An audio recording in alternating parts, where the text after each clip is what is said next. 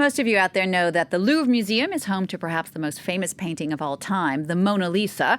Well, the Louvre is now featuring an exhibition honoring the artist behind that work, Leonardo Da Vinci himself.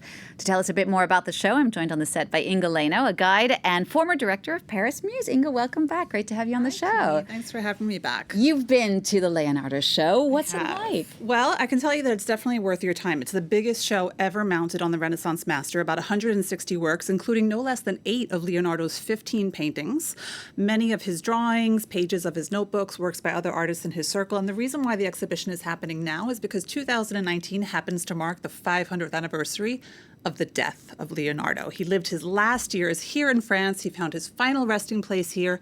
So France really likes to think of Leonardo as one of its own.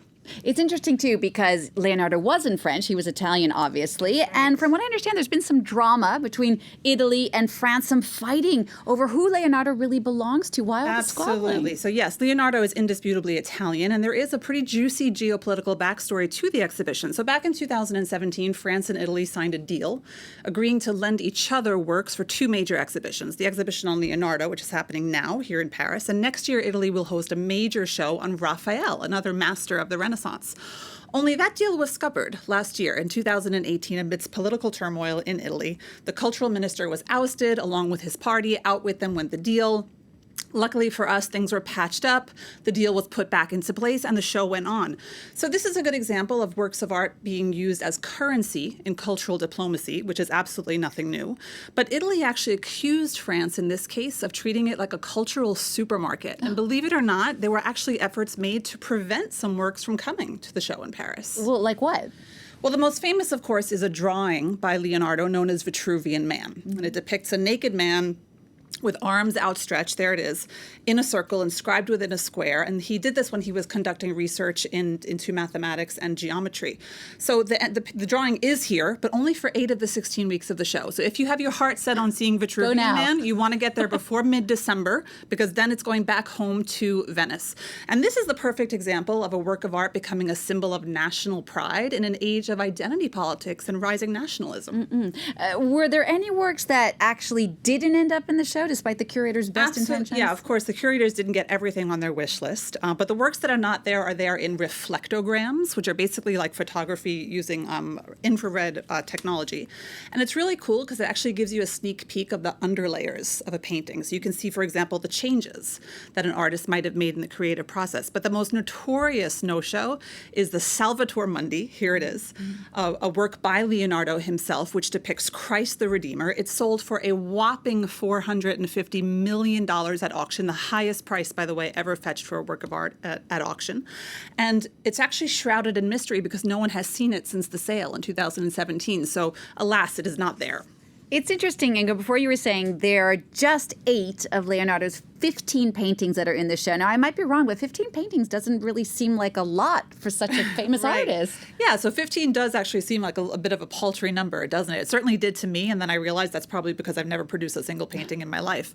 It's actually quite a lot when you consider what painting was for Leonardo. Leonardo was a relentless observer of the natural world. He wasn't satisfied with just giving us, convincing depictions of rocks or mountains or even a smile. And after all, he did give us the most memorable smile in the history of art. But he studied the muscles in the face that work when we smile. In other words, for Leonardo, there is no distinction really between science and art, or even technology and art, or engineering and art. For him, all of these things are part of a whole. So I think if there's one takeaway from this show, is that it helps us appreciate the integrity, the wholeness, the completeness of Leonardo as an artist. I have to ask you about Mona Lisa. It lives permanently in the Louvre. Is it part of this show? So of course it's there at the Louvre, and guests can go see it, but it's not in the actual show. But she is back in her Salle des États in the Denon wing, which has been completely revamped for her. She had a little staycation this summer at the Louvre. There's the Salle des États in its old, there it is with the beautiful blue, midnight blue walls, new glass in front of her, anti-glare, so she's never looked better. So you can see her before or after the show, but she's not actually in the show. I know we've talked about this before, Inge, but it's something that people really do wonder about. Why is the Mona Lisa so famous? Why is Leonardo so great? And I know we've talked about this before, you and I, Jeannie, and it's a question that, of course, I always get. When I give tours of the Louvre, just when attention spans are starting to wane, everybody kind of perks back up when we get to the Mona Lisa. And as much as I hate to answer a question with a question, I usually do in this instance. And I ask people, well, why were you so excited about seeing the Mona Lisa today? And I think the fact of the matter is that we're told that we're meant to be excited about that, right? It has to be on your list. We live in the age of Instagram, selfies, been there, done that moments, bucket lists, and these things require icons. So I think the Mona Lisa mania actually says more about us and our modern times than Leonardo and the Renaissance, which is not to suggest that it doesn't merit its reputation as a masterwork of the Renaissance, because it even had that in Leonardo's own day. But I think that this mania, the level of fame that it's reached, actually tells us more about us than about Leonardo. Inge, thank you so much for coming on the show. Jeannie. Always great to have you. So Inge Laino, they're talking about the Leonardo Exhibition that's on at the Louvre now through February 24th. If you want more information about private tours with some great guides like Inge, or on the Louvre's permanent collections or other major sites in Paris, you can always check that out on their website. It's parismuse.com.